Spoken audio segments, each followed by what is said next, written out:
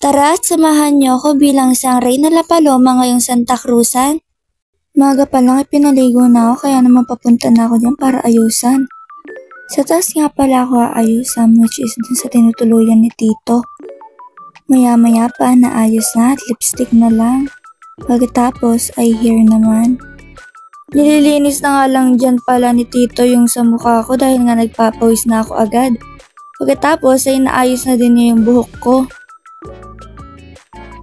Pagkatapos ay nagpalit na ako agad ng damit dahil nga anong oras na at late na ako.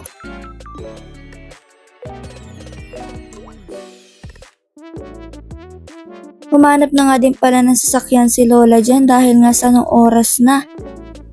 Pagkatapos ay sumakay na kami agad sa tricycle. Magsisimula na kasi ang misa. Nakarating na nga pala ako ng oras na yan at paumpisa na nga ang misa. Nagpapawisan na nga ako ng oras na yan, hindi pa lang nagsisimula yung sagala.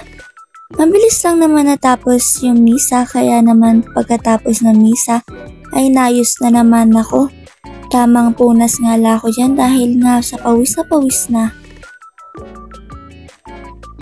Dumating na nga din pala si Jasray, yung kasama kong maglalakad.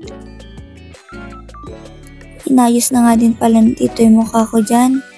Tamang picture at video lang kasama yung bata. Pinahanay na nga din pala kami dyan dahil nga nung oras na at baka abutin pa kami ng ulan. Naglalakad na nga pala kami ng oras na yan at iikot lang naman kaya mabilis lang kami makakarating.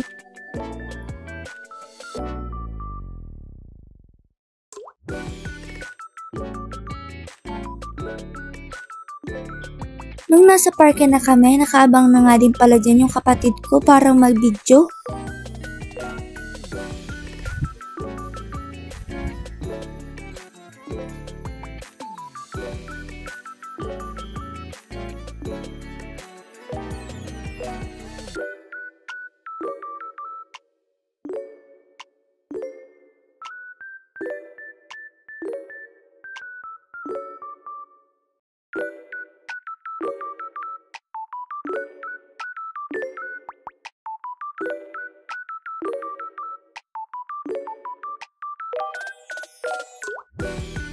Nung malapit na nga akong maglakad dyan, ito nang sinabi sa akin yung taga-video.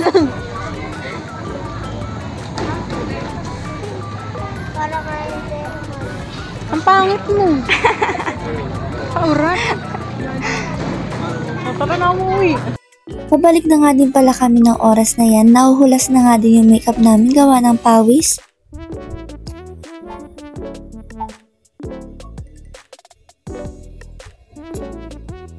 Nang makabalik na kami ay agad na kaming pinaupo dahil nga sa napagod din kami. Tamang punas nga lang ako dyan ng pawis, paganda. Tamang smile lang sa camera.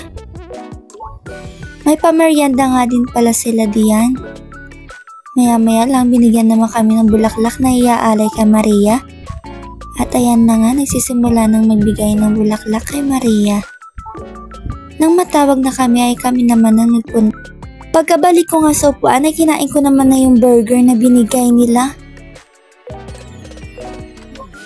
Kaya na nga lang ako diyan dahil nga sa gutom na din. Pagkatapos ay nagpicturean na lang kami at umuwi na. Hanggang dito na lang. Thank you for watching. Bye!